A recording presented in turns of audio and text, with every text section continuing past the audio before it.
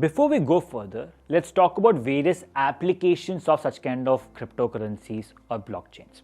The first and most important application that is important for us is the store of value application. As I told you, cryptocurrency has an intrinsic value based on the supply-demand dynamics.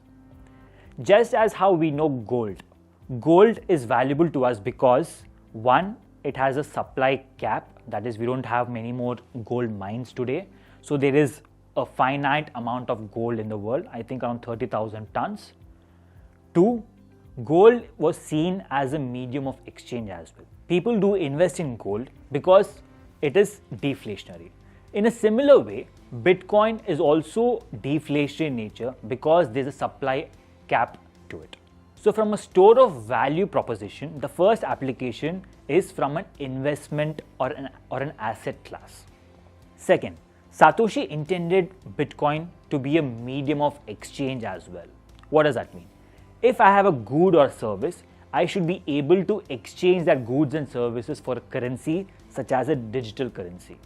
So this medium of exchange happens when there is much more adaptability of the entire network amongst the people.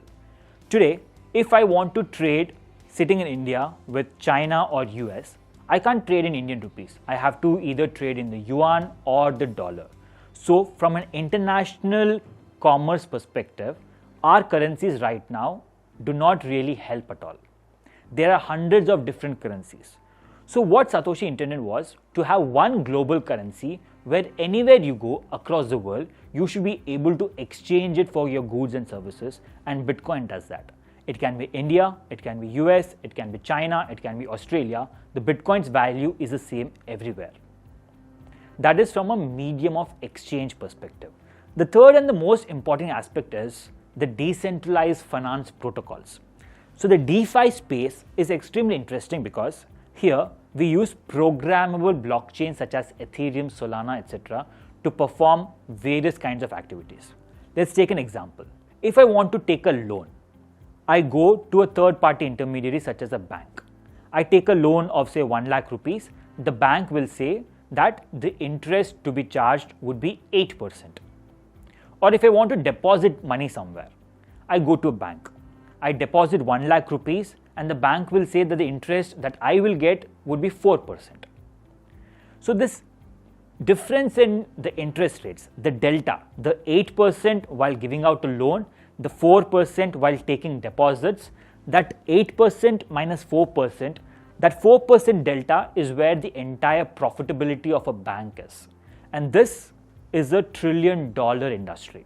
So a bank needs to pay salaries, a bank needs to pay for office rents, a bank needs to pay for infrastructure, everything else. All these costs come from that 4% change. Imagine this is a third party. So you have person A who is lending out money, you have person B who is depositing money to a third party who is taking that 4% for themselves. If we remove this third party, when we decentralize it, person A can be able to send that 1 lakh rupees to a person B in a decentralized platform and he won't be charged 8%. Instead, maybe he'll be charged 6%. And the depositor who had deposited 1 lakh rupees, he won't get 4% interest rate. Rather, he'll get 6%. So by removing the middleman, by removing the financial intermediary, by removing these banks and converting from a centralized to a decentralized fashion, the value, the profit that the bank takes comes back to the users themselves. Now, this is a very strong concept. The mechanics of this new concept are still being tested with. How do we ensure investor protection? How do you know whom do we give loans to? How do you know whom do we take deposits to? How do we collateralize?